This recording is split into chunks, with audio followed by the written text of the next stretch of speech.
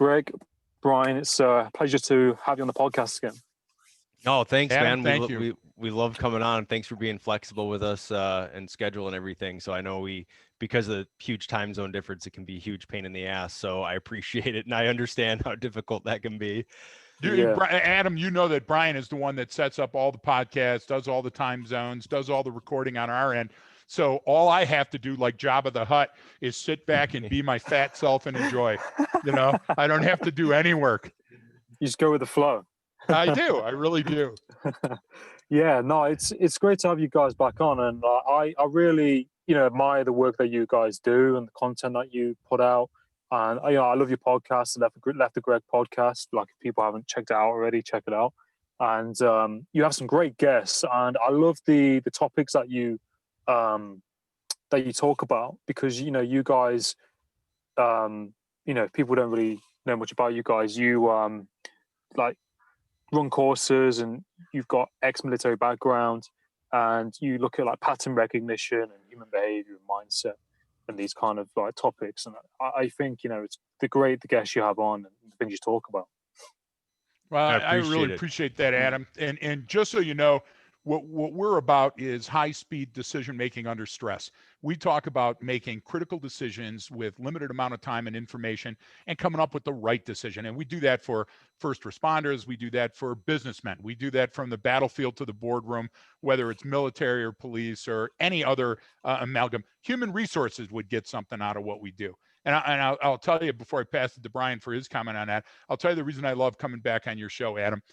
Back in the 50s and 60s, they started with television was still virtually brand new compared to film. And they started with these street interviews.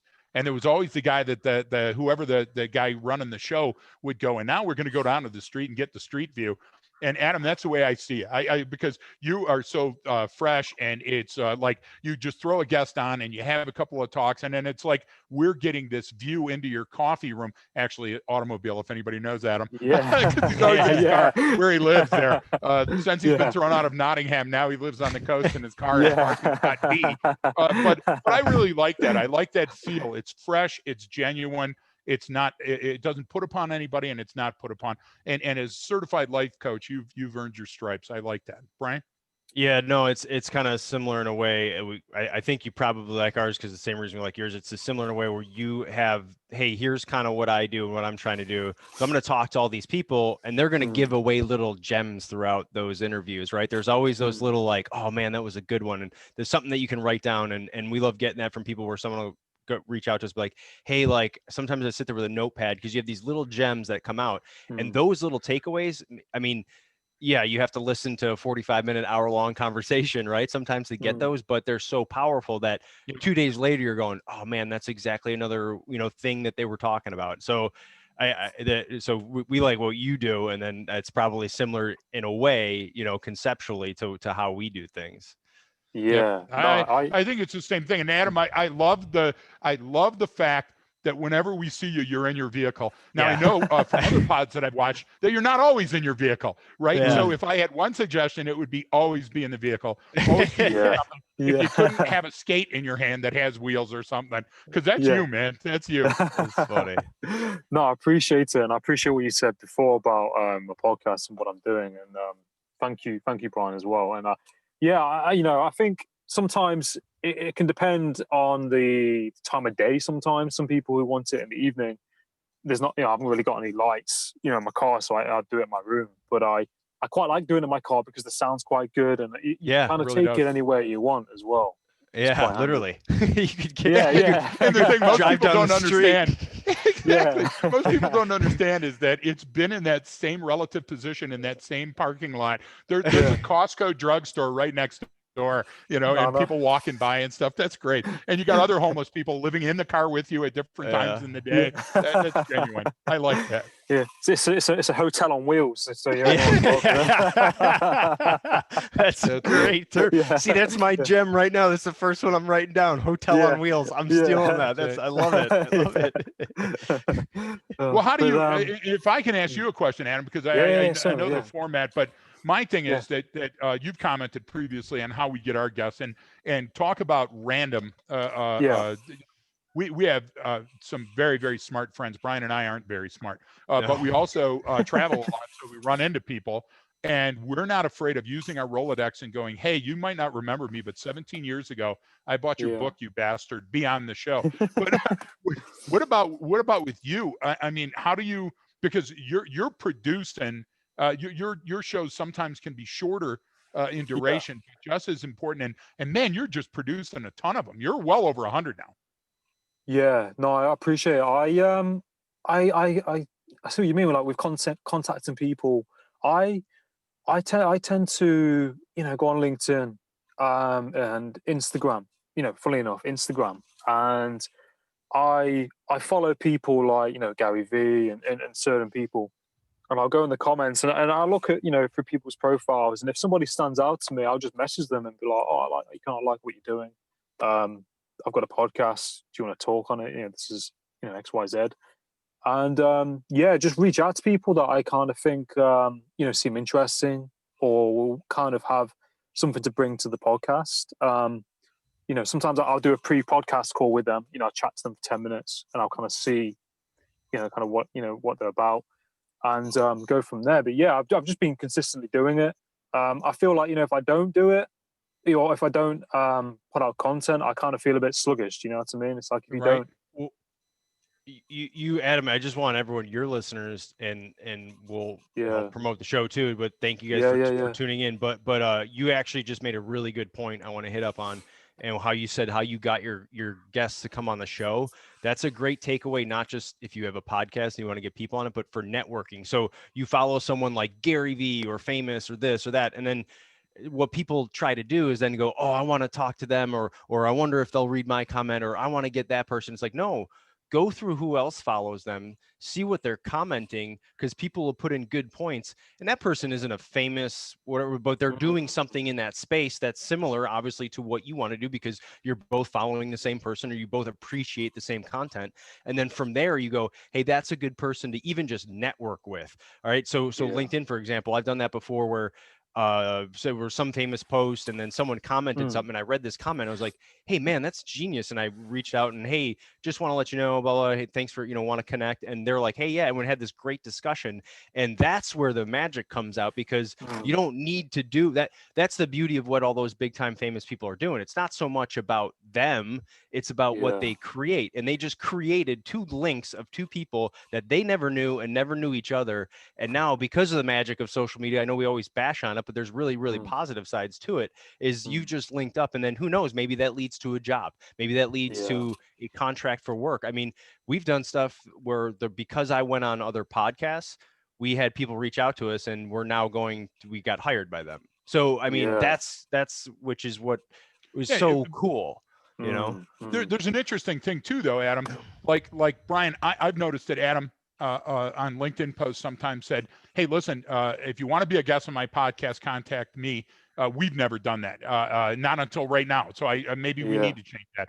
And then Adam, you said, hey, I'm available to be on your podcast. We've never really done that either. Brian and I are kind of the unadvertisers, if there's such a word, and you've got to understand, I understand nothing about social media. So like Instagram and Twitter and all that other stuff, I don't even go there. And LinkedIn, I'm still confused. LinkedIn to me is like jazz music. I never know what's going to happen next. So I try to stay off. And you don't like it. Click the wrong button, And then it's just like jazz music. No one actually likes it. They just want to be cool and listen to it. Exactly. It's like a really hard math problem. When I'm done with jazz, I want to go in the other room and punch myself in the genitals. I don't even get it, But the idea is that if you're out there, you're listening to this pod, and you know somebody that would like to be on a podcast or like to be interviewed or something, listen, that's what we live for. We live for those gems that we can extrapolate out information on human behavior and human performance and stuff. And Adam, I wonder if you found this. Sometimes people are too big for their britches. I've met a lot of people over my life, and I've had some very unique experiences. And so I write them and I say, I'd love to have you on the pod, and I get crickets. And it's like, hey, remember where you started? You weren't born famous. Well, like Jesus, when we go Buddha, Vishnu, Allah, some people were actually born famous, I guess, but not us, And I wonder, have you encountered that ever, where you're trying to get somebody, that has a little bit more weight, let's say, not like physical weight like me, but more weight, and they stiff you, Yeah, I reach out to a lot of people, and I've had it where people have like they've seen the message, not replied. I've had a lot of people say no. That's funny. Which no is actually a good answer. Yeah, though. yeah, but at least no is the being simplest honest. answer, Yeah. right? But it's funny because do you ever go back to those, Adam, and say no? Why? Because that would be me. I would be crushed. You know my ego. Yeah, I have sometimes asked, why not? Or I've kind of like said, how about we just chat for like 10 minutes and see what you think? I'll explain about it. But I kind of thought sometimes like, it's not worth my energy. That if they don't want to, I have kind of re-messaged them over time and said, oh, how about that suggestion I put forward? But a lot of time people say no, and I just kind of like leave it. I'm just kind of like learn to leave it and kind of take it on board. And I used to kind of take it really personally. I used to kind of make me feel a bit, shit, so to speak. And, now I just kind of like take it on the chin because I think it's happened so many times. Like you said, it is kind of good to kind of have that rejection, to get used to that rejection in some way. Yeah, I like. We're not for everybody. Yeah. Brian and I aren't for everybody. Adam, your pod isn't for everybody. But the idea is that what's our goal at the end is trying to make people's lives better and easier and more fun, right? Sorry, Brian. Yeah, no, I was just saying, like, at least a no is a definitive answer. Sometimes you get people like, oh, because people are busy too. It's like, oh, I don't have, maybe I'd love to, but hey, let's see, maybe contact me again in a couple months. And some people are being honest, and some people are just kind of passing the buck. Where, but at least getting a definitive no, I'm like, oh, okay, well, they don't want to, cool. Like, I don't want them on them. I do hear no a lot, Greg. Brian hears no a lot, Adam. I think all your viewers and listeners need to know that. And Brian tries everywhere. Brian is the scatter shot. He's the shotgun shooting all directions. Yeah. I just don't want people to be too big for their britches because, Adam, had it not been for LinkedIn, had it not been for you and I talking, had it not been for a couple of connections, we wouldn't be talking now. And I consider you a valued friend. I love your podcast.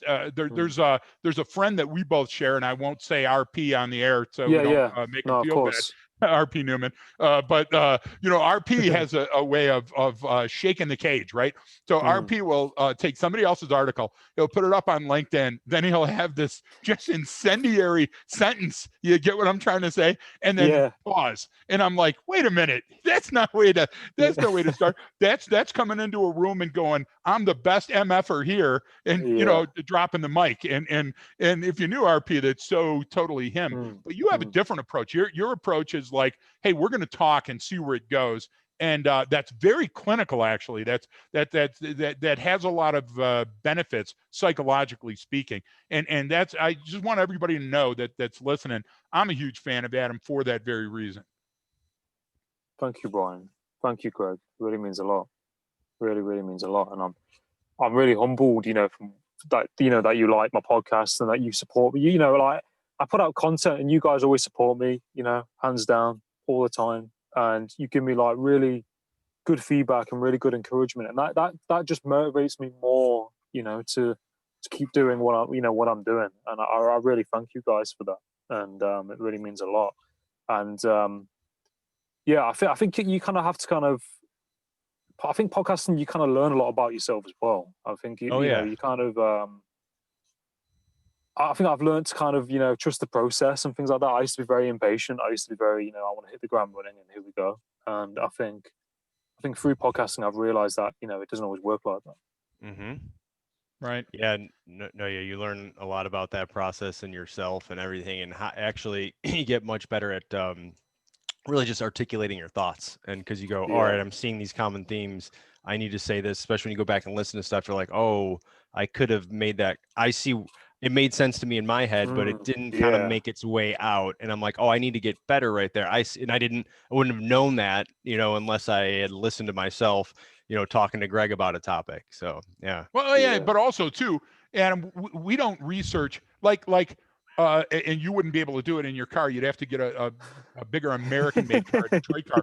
But like Brian and I don't have all the exactly. We don't have the sets and the trappings and all that stuff. We don't have the cool mics and the power cameras and all that stuff. It's just us, and it's a Zoom meeting. and we're just talking about things, and I've seen other shows that production value is amazing, but content blows, and I can't just stick with them, and I've seen other shows that were just horrible, and it was really hard hearing, but they had me at hello, and I was hooked, and I was trying to lean in and see what was going on. So what Brian and we want to never be too big for our britches, but what we want to do is we want to talk about the human condition and human behavior and human performance. And that's another reason talking to your show. Oh my gosh, do you have a variety? You have a melting pot of humans that come on your show with varied backgrounds and different. And we tend to be a little more clinical. Most of our guests are PhDs or doctors or something. Why? Because at the end of the day, we want to talk about something like perspective bias or how decisions are made or something. You don't have a pretense, so therefore I think it's easier for you to get through a show sometime. But again, I credit Brian. We do live broadcasts and we do in-person training. That's like being a comedian on the stage at the Comedy Store. Either you're going to make it or you're going to flop. And we don't have research assistants feeding us notes, and we don't have somebody going, oh well, this came out. So our game has to get better every time we're on the air. And I've seen yours improve just over the year that you've been going. I bet you do that. Have you gone back to a previous show and you're going, what was I thinking? No, I understand, like, from your point of view, like, that when you're live and what you guys doing, like you said, you kind of, like you said, on stage in some way, you got to kind of like be adapting and constantly kind of moving forward. And I think, like, with some of my episodes, like, I did look back to some of them, and I kind of thought, what was I talking about, or what? Yeah. And I think I was scared when I first started. It took me 2 years to actually do my podcast, and I think I kind of had to just kind of believe myself and just kind of jump into it. But I did look back on some of the old ones, and I was just like, what is going on? We do the same thing. I call them the rough ones. When someone brings them up, he's like, yeah, you guys had some good stuff for your first few, and I was like, yeah, those are the rough ones. Those were us figuring it out as we went along. Even the lessons learned, Brian, early on, Brian said, hey, you have these ideas, you should have like I don't know what it's called, like a B-log, a blog or something, and we can put it on the site. And so that became lessons learned. And I look back at some of the earlier ones and I'm thinking like, oh my God, dear diary, today, I bought a cantaloupe, and I'm thinking, what the hell was I thinking back then? And so I think we're growing, and I think that the milieu of podcasting helps us grow, and it helps us grow socially and psychologically.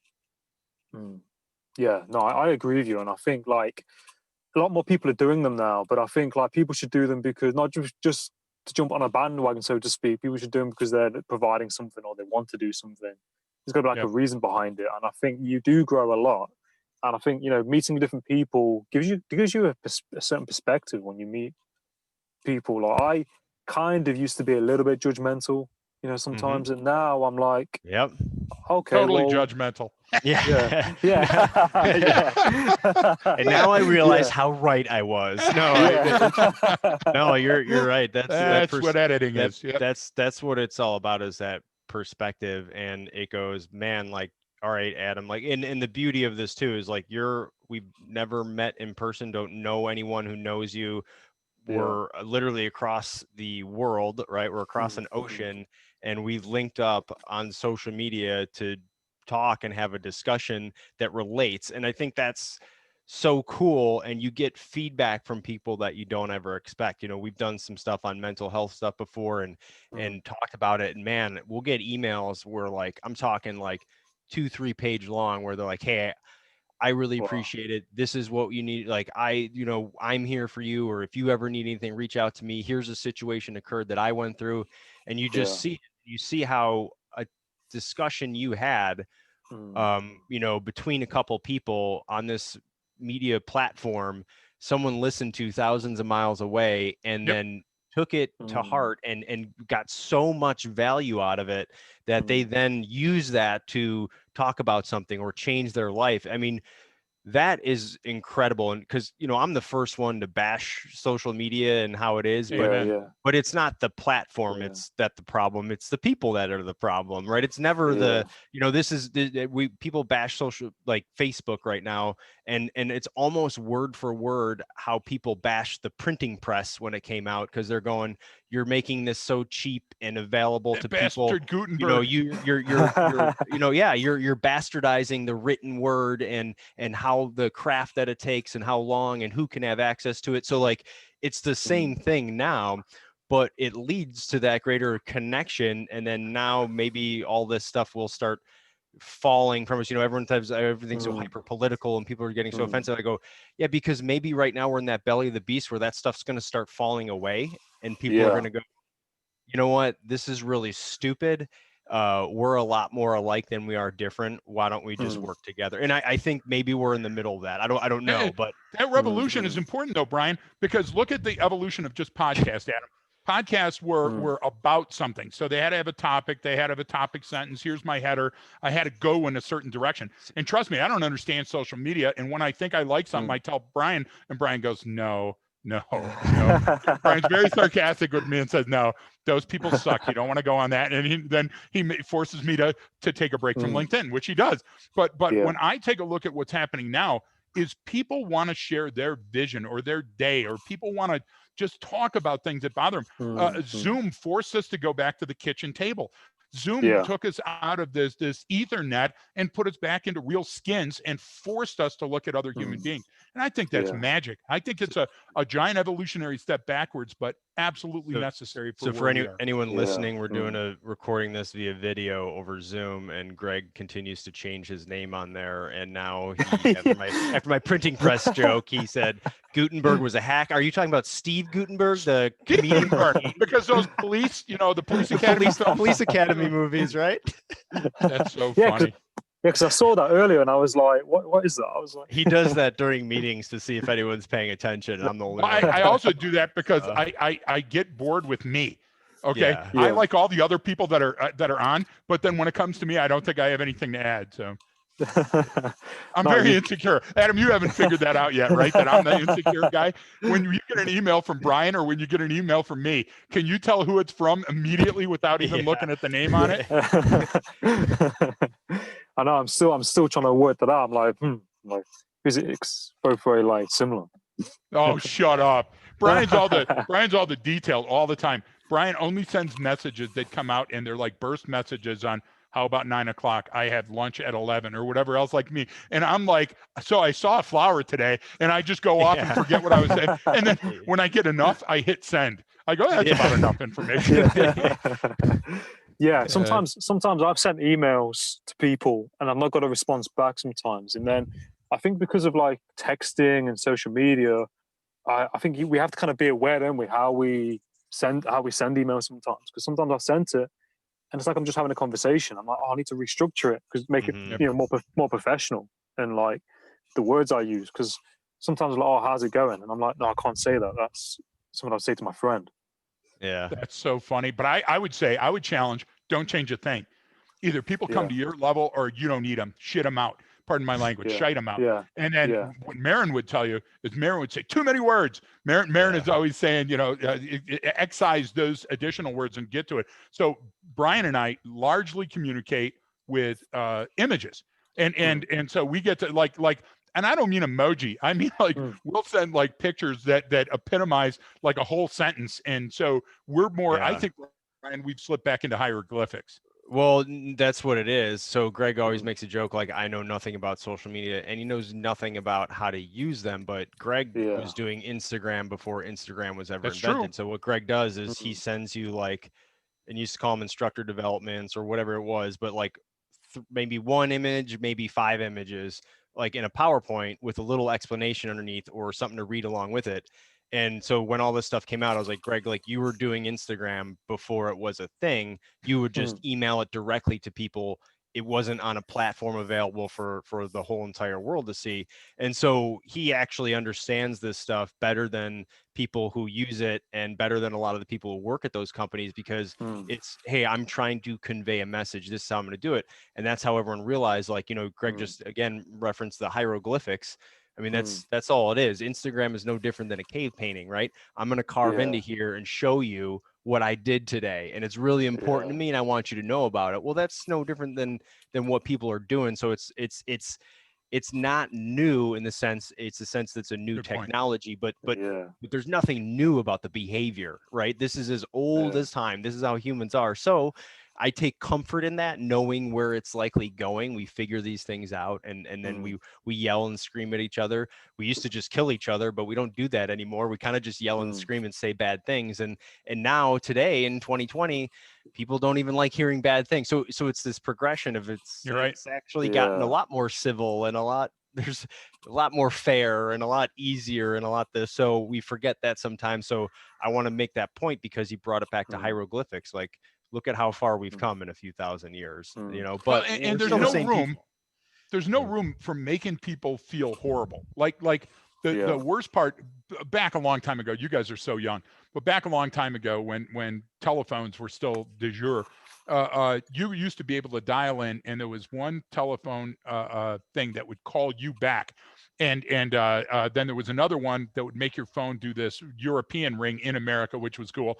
And then there was another one where when you listened, you could hear other people on, and you could yell something into the phone. And invariably on that one, where everybody would yell into the phone and talk on this like party line thing, what would happen is people would yell insults. They wouldn't yell, hey, meet me at the library. It'd be, hey, you bastard. And and then there was a period of time where graffiti did that. And you guys are old enough to know that, where you saw the graffiti, and the graffiti was a message, and it was, hey, my side's better than your side. But now look, graffiti is looked at as art form. You know what I'm saying? And music was, I hate everything about you and your side and everything else. If you ever want to feel empowered, listen to Alanis Morissette's Jagged Little Pill. Okay. She got dumped and she blames the whole world, and she comes out firing, she's ready with her fist up. I like that we've gone back to civil, Brian, and I agree with that. And I would be hoping that the people that are fighting in the streets would understand, I don't have to fight to prove I'm right. I don't need to be forgiven. And that was the Who. That's Baba O'Reilly 101. Going right back to do you know Baba O'Reilly? Do you know the I've Who? heard of the name. I know the Who, yeah. You rotten guy. I'm so old. I'm sorry. I like old music, and I love the Who and the old bands. And I think with the graffiti side, I mean, have you ever heard of Banksy? There's a guy. Oh yeah, of course. Oh yeah. One of our consigliaries has met Banksy. Wow. Will Atkinson, the teacher, is a good friend of Banksy and knows him as well as anybody could know of Banksy. But you're onto something there, Adam, because he's turned it into a level of even higher level threshold of performance art. Totally agree.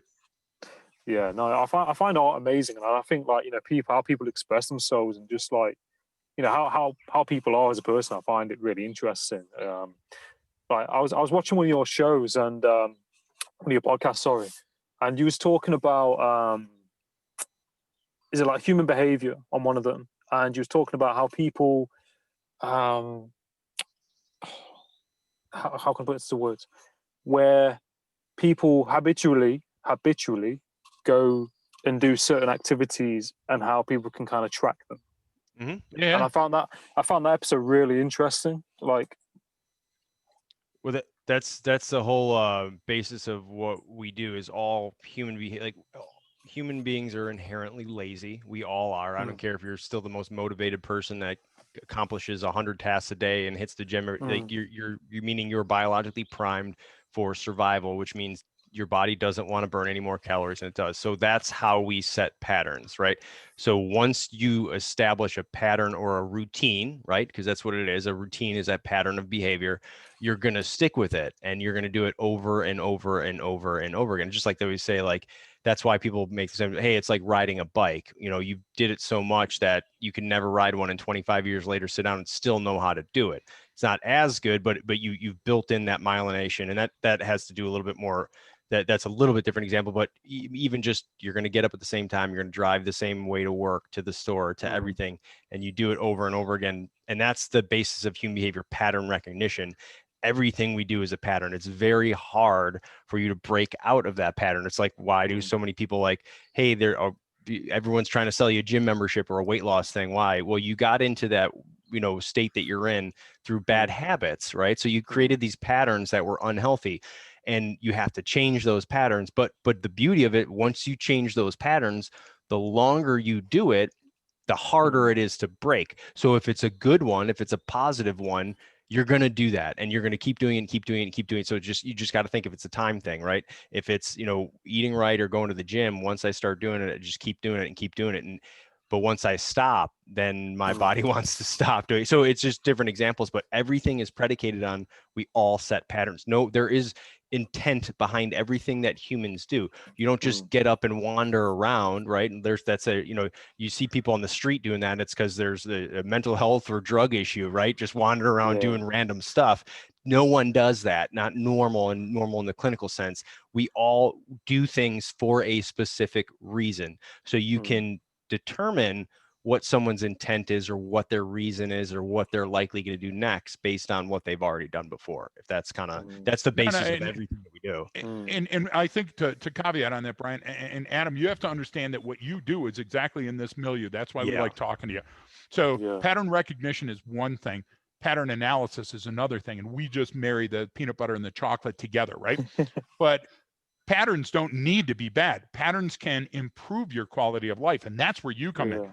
Because if you can trade an unhealthy or a bad pattern for a good pattern, you can change the whole arc of your life.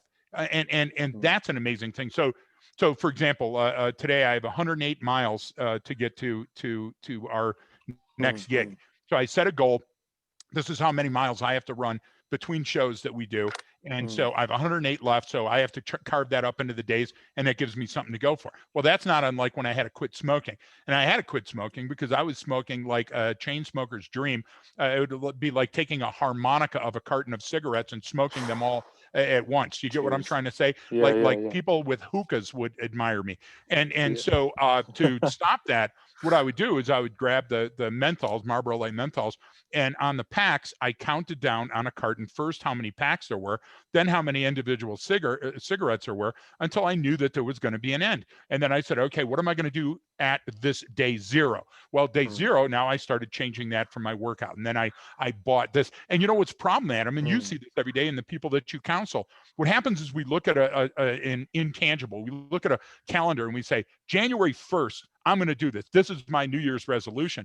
And that doesn't work. That doesn't work because that's an inspiration based on something that has nothing to do with you, and you don't give or take something for it. I've created it now, and I know I don't look like it, folks, but remember, I would have filled the screen like a gigantic bowl a year ago, and even 5 years ago. The idea is that now if I don't run the very first thing when I get up in the morning, I start singing, it's a purple operator with the 50-cent hair, living, loving. And I'm going, where's that song coming from? That's my run mix down in the basement saying, get down there and start your workout. Get outside, get your running shoes on. And Adam, you do that for people. You don't always see it because you're very close to the issue. But as a life coach, that's what you're doing for people. You're helping them supplant this bad behavior for a new behavior and a better behavior. Yeah, no, it's powerful, isn't it, when you think about it? Yep.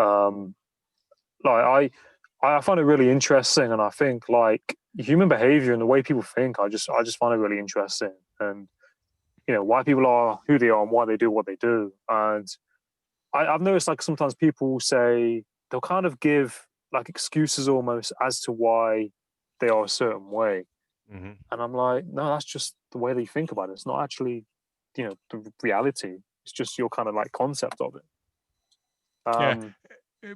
You know what that is too, because remember, going back to what Brian said, and you know this as well, we are lazy. Okay. I would get up and change to a different podcast, but it's way over there. You know what I'm saying? I would get up and probably have another cheeseburger, but I'd have to get in the car, which you're already in. But all of those things are trappings of a human mind that's left to its own devices outside of the purview of survival. So if we go back to our survival modalities and we go to those parts of our brain that regulate the chemistry of our brain, we can remap it. We can be better human beings. We can endeavor to take care of our neighbors. We can go back to Nottingham and clean up all that shit you broke back when you were a wilding teen. You get what I'm saying? But that's okay. And I only want to leave a legacy of love, not hate. And that's going to take a long time. And that's, you know, when we come to the end of our rope, we choose things like suicide, or we choose things like drug or alcohol, and we say those are the way out, and they certainly are not. You have the power to change yourself for the better. Yeah, no, totally. And I bet you guys find that really rewarding when you do your courses and you see people kind of growing and shifting and taking on, you know, the learning that you're providing as well. Yeah, it's absolutely good comment. And I try to push people in front of you because, meaning on your future podcast, because there are certain people not in front of his car while he's driving. Hey, that might be an idea for a show, though, Brian. Who did Adam hit today? And then the guy gets in the car all messed up. But you know, that should be the next episode. As he drives around and gets someone in there, and we have a special guest. No, but I'll do it next time. Get around the When you get different guests on, I think what happens is sometimes it's like looking into a mirror. And sometimes that we can see the faults in other people. And then after, you know, a few minutes, we go, wait a minute, those are my faults too. And I think that makes that bitter pill easier to swallow. That's why I'm pushing so hard to get our dear friend Martin Woolley on. Martin Woolley's sort of like I'll be old again, and hopefully some of your viewers and listeners will understand. He's like a cross between Dame Edna and Benny Hill. Do you get what I'm trying to say? And as he comes across, he's very stodgy and he's very British and stuff. But then if you listen to him for a minute, you understand that he's doing that rhetorically. He's doing that in a fashion to make fun of himself. And through that, you learn a tremendous amount. When you can let the scales drop from your eyes, when you can take off the trappings that society wants you to be wearing all the time and just be yourself, I think that's another reason I like watching the show, Adam, is you're genuine. You get it, you know, we used to call it warts and all. You get everything that you get on the show, you know, and sometimes it's a wonderful thing. And sometimes, as Brian will call me later and say, it's a rare miss. What do you mean? That was horrible. My greatest critic in the world is not me. It's Brian. Just so you know. No, I really appreciate that. And I find like, I just think like you have to be yourself, don't you? And that's the kind of art of it. Because I think people, if you're trying to be like someone else, then people are going to see that, and you can only maintain that, I think, for a set amount of time. And it's that, you know, kind of everyone's got an ego, haven't they? And things like that. That's part of being a person. And you know, I've recognized mine, things like that. But yeah, I think you got to be yourself. See, that's the question. Do you? You do, and you can see it. That's why it comes along as genuine. But other people that say, I'm going to be genuine now. No, that's a bunch of horse crap, isn't it? Because what they're doing is they're trying to set up now I want you to listen to this next thing. No. You have to actually be the person that you were put on this earth to be. And you know what? Sometimes that's hard. And I think one of the things that Brian and I try to do with our podcast is expose that living the right life, living the best life you can. Sometimes it's going to be hard and you're going to skin your knees and you're going to have to get back up again. And that's the resilience that makes it worth living. There are some people who never do it, not because, you know, they're trying not to be genuine or something. There's a lot of people who, because they've gone along with things their whole life, haven't almost developed their own identity and sense of self-purpose and who they are. And that takes, you know, when it takes failure, it takes trying things, it takes taking different perspectives. It's like you have to, and it's a constant refinement. So I always look at it as and it's a lot of the information and stuff we put out when we talk about different topical issues. And my goal is never to say, hey, here's what the answer is, or here's the solution, or here's how you should think it. It's just, hey, let's look at all of this as critically as possible with a little understanding that we don't know all the answers. We don't know everything, but we can come up with a really great solution as long as we're not being biased by our own beliefs. And if but that's a struggle because you have to question your own, man. Gregg and I have gone back and forth on stuff where I'm like, man, I didn't like, I don't agree with that, but I sit there with my mouth shut and go, okay, well, what's he trying to get at? Because I know him as a person and know where he comes from, I give him more latitude than maybe I would.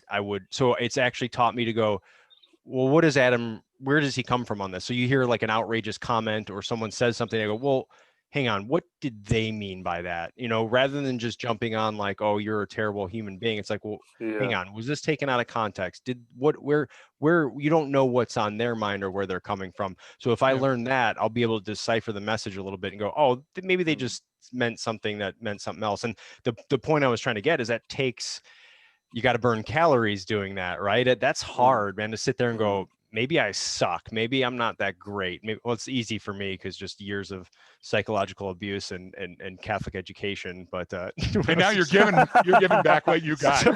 But meaning you have to sit there and go, man, maybe like I don't know everything, and that sucks, and it's hard, and you gotta but it's okay. But once you realize that it's actually learning a new skill or seeing something differently actually becomes a lot easier because you go, oh, cool, I don't know what the hell that is. Tell me about it. Like you go back to what I think people need to get back to a little bit is that childlike way of looking at the world, just being fascinated with your environment. And, going, oh, what is that? It's almost like I always try to get the little one at home and I always try to literally play with her with whatever she's doing. I'm like, all right, let's play. And like, cause you get to see it through their perspective of how they do stuff. And it's so funny. What he means by that is wife is a little person. So he has to actually talk to his wife, the little one, he calls her. So, no, you got to understand, Adam. I had we have to alienate somebody. You got to understand, Adam, that I had a period of my life because of PTSD where for 4 years, I thought that Brian was just a hallucination. I didn't understand that he was a real person. I didn't know that anybody else in the room was seeing him and talking with him. And so he became my harshest critic, and I allowed it, thinking it was just another manifestation of me. And until other people started talking to me. Just a guy that was attending the class. I was going, you bastard, how dare you? But don't we need that? Don't we need somebody to kickstart us every once in a while and kick us in the pants and bring us back down? I mean, I think that's humbling, and I think it's essential. I really do. To be a good human, I think you have to be humble. I'm not. I'm trying. You know what I'm saying? But Brian really helps me by putting every day. And shout out to your little wife, Brian. You have to at least offend someone every episode. I think that's being authentic, though. Like you have to naturally be like, I'm going to point out something where someone's going to get upset and not really mean anything by it. But that happens. That's hilarious. No, I agree with you both, and I find like you have to kind of like you say be genuine. And what Brian was saying in terms of like breaking down almost like the information of what you're picking up on when people are talking, or like you said, it takes kind of calories because that takes a lot of energy sometimes to look at things from different angles and different perspectives of when you hear things or when you hear somebody talking. And I think that like you said, we kind of have to kind of see the world as, like you said, like as almost like a child sometimes, like as a bit of a observer sometimes, because sometimes you're exactly right. I do that sometimes, and I'm like, like people watching, for example, you kind of seeing what's going on and picking things up. I think that's quite important as well. Well, and don't people model different behaviors? The idea is, boy, when Hollywood films first started, and remember, shout out to like the earliest, the landing on the moon film with no sound, and then we had Nosferatu, because the Germans can't make anything that isn't scary. And so we have all of these different films that were out there. And I think it allowed our imagination to see that life could be bigger and better than we are now. And I see that all the time with our veterans, and your veterans as well, Adam, because we've dealt with both of them in ground sign awareness. We did a lot of that with the British forces back in Iraq and Afghanistan. The idea was that they lost a hand or they lost a foot, but they didn't lose themselves. They were injured critically, and they came back and they said, this isn't the end of me. This is just the beginning of a new chapter. And that's powerful. Adaptation, adaptability, and resilience are such important facets. And you bring that to every show. And I think if more people would look at that, I think that they would understand that, I go back and Brian hears me say this 100 times a year, physician, heal thyself. You're the best person that knows what's wrong with you. You need to fix you. No, I totally agree, and I've seen that, with people who've been in Afghanistan or been affected, and it can be quite inspiring sometimes. When I see people like that running, with a guy who's got I don't know what the actual name of it is, be like the stump, and they're able to run. Yeah, with their prosthesis and stuff. Yeah. It makes me think, like what am I? Well, what have I got to worry about? Like that guy's got one leg and he's running, and he's doing this, and I find that really touching, and I take my hat off to to anyone who's involved in the military, whoever's done their bit. Yeah, but listen, it's not just the military. Don't get me wrong with the military and police and first responders. I love them all. But absolutely every human that's listening to this broadcast, Adam, you were almost killed in a horrific crash situation, falling through glass. Look at how you've rebounded. Do you get what I'm saying? You're the poster child for positivity, hence the play on the name.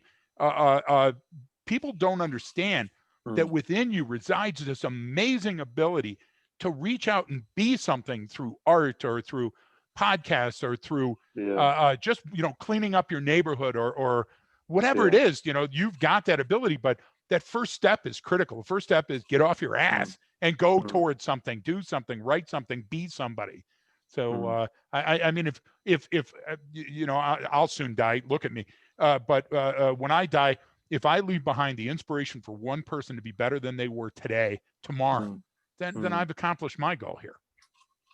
Yeah, no, I agree with you, and I really appreciate that, and I think you guys do a great job in everything that you do, and I think, like you said, it's about like trying to leave something behind, trying to be better than you were yesterday, and trying to help and have an impact on other people. And I think that's something I've been thinking about a lot recently, because I think I used to compete a lot with other people in the past and things like that, and now I try and think to myself, I'm just gonna be better than what I was yesterday. Do you know what I mean? That kind of trying to have that kind of mindset.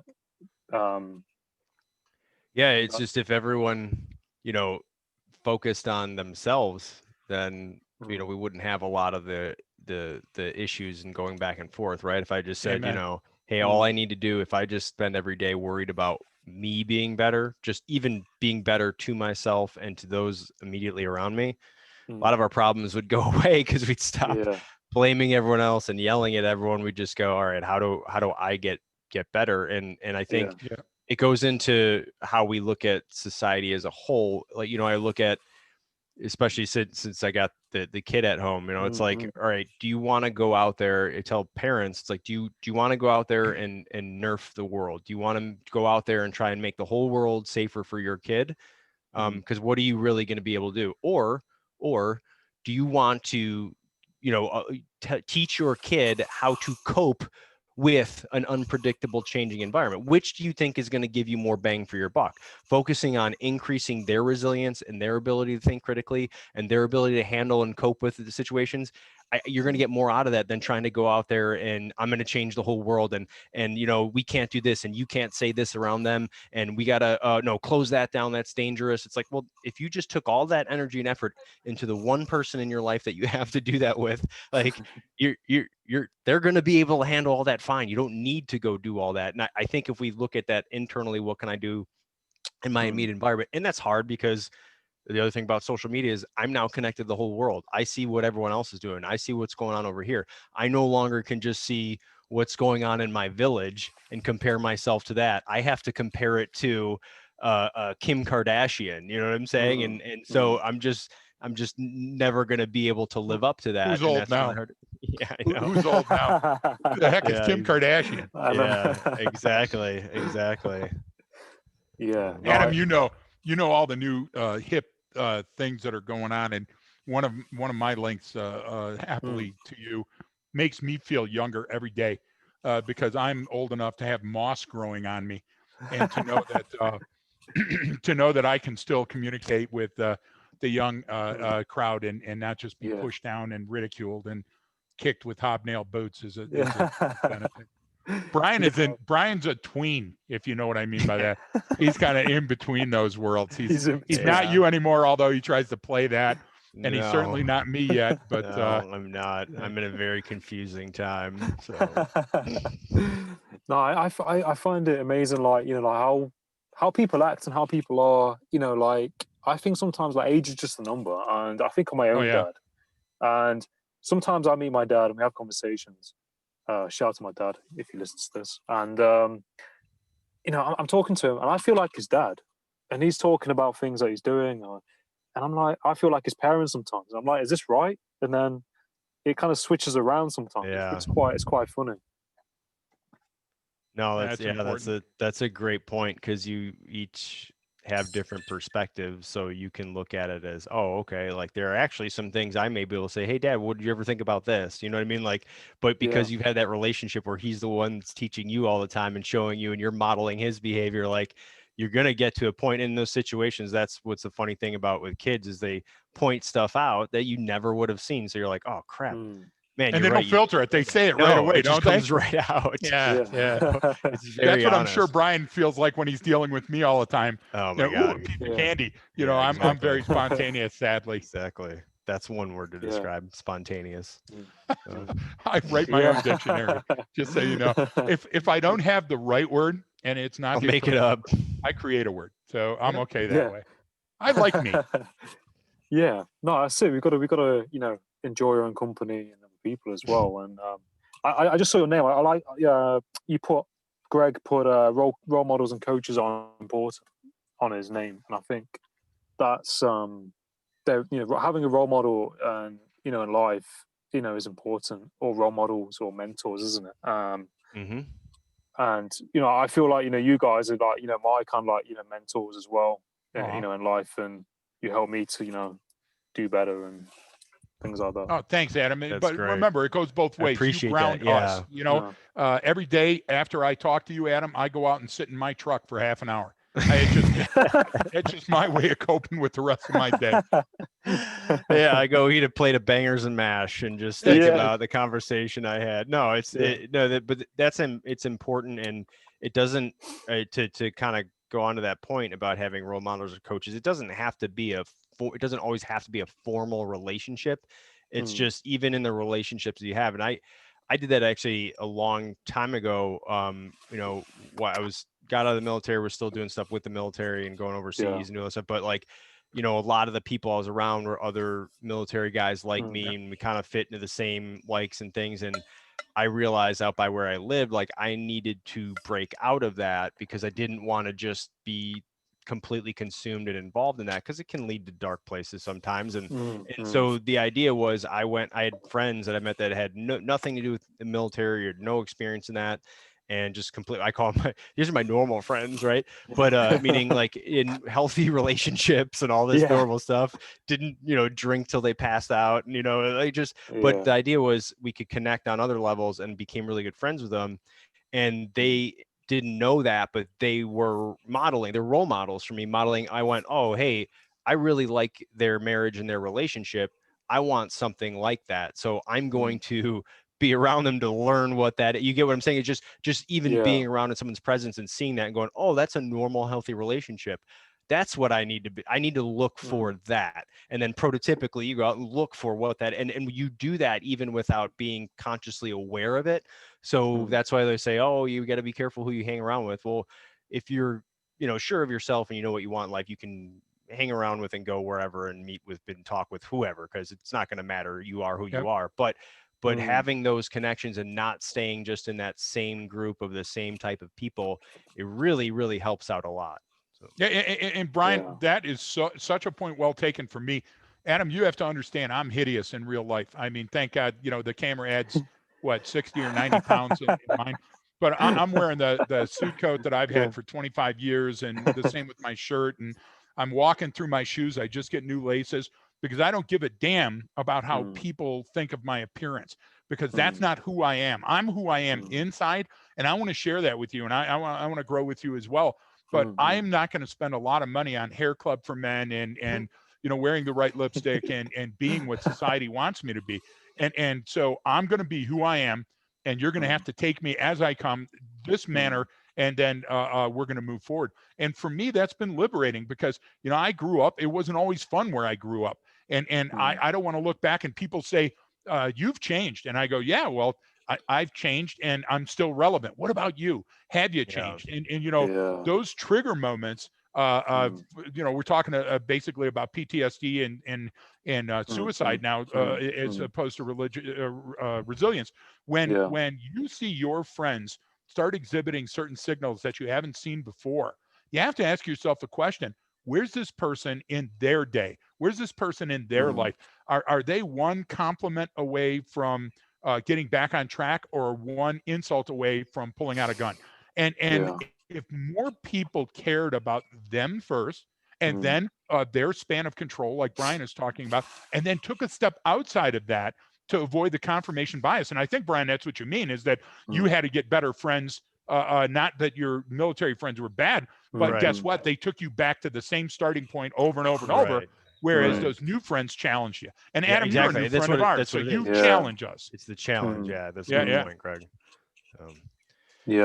No, I think that's really, really powerful, isn't it, when you think about it? And sometimes I think, we can kind of, not be aware of it sometimes, like kind of stuck in a rut, when we're around certain people. And when I was in school, I was around the wrong people. I was around the wrong people and doing, not very good things in school. And then, for me, I had to have that accident almost, and go through PTSD and those changes to then kind of look at my life and the people I was hanging around with to change. But I mean, that shouldn't have to happen. But sometimes I think things happen that make you just think, don't they? And I think, like, being around set people who are like-minded or challengers, I think that's really important. And that's something I've learned through podcasting, talking to you guys, talking to other people.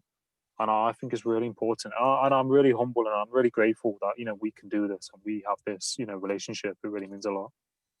Well, let's do another. Appreciate it too. Let's do another down the road. I know your fuel gauge is on empty and you have to go run down another pedestrian. But that folks can find us in the left of Gregg or at the ArcadiaCognerati.com. We love having you as a guest on our show. And Adam, if you'll have us back, I don't know about Brian, but I certainly would be back. Yeah. It all depends on where Brian's Winnebago is parked that month. Yeah. And if he gets internet for free. Outside the McDonald's getting internet. You're welcome. Yeah. No, of course. I'd love to have you guys back on, and I'm always open to chat to you guys whenever, and I love for that to happen. So people can find you on YouTube, the Left of Gregg podcast, and Instagram. You got your business. The Arcadia Cognerati Instagram. Yep. Yeah. And you got a website as well. Yep. It's just Arcadia, ARCADIA Cognerati, COGNERATI.com. Oh, awesome. And the beauty of our website is the name. You can paint it up on a board in your room and use it as an eye chart because it's all kind of different. That's the code to get in when you come to my house. You have to be able to say Arcadia Cognerati. If you can't say it, you can't come in. I thought it was I say Cogneretti. There we go. That works. It's like so Italian. funny. It is. Well, close. Yeah. We like reaching out for you. We like the stuff that you're putting down. We like your content, Adam. Keep up the incredible work, and let's not make it too long between talks. Yeah. No, of course. Sounds Appreciate good it, man. Thanks for having us on, Adam. No, you're very, very welcome. I've had a blast talking to you guys, and I wish you all the best in your day and whatever you have scheduled in. I wish you all the best. Thanks. You too, man. Thank you. Yeah. Take it easy. All right. Cheers.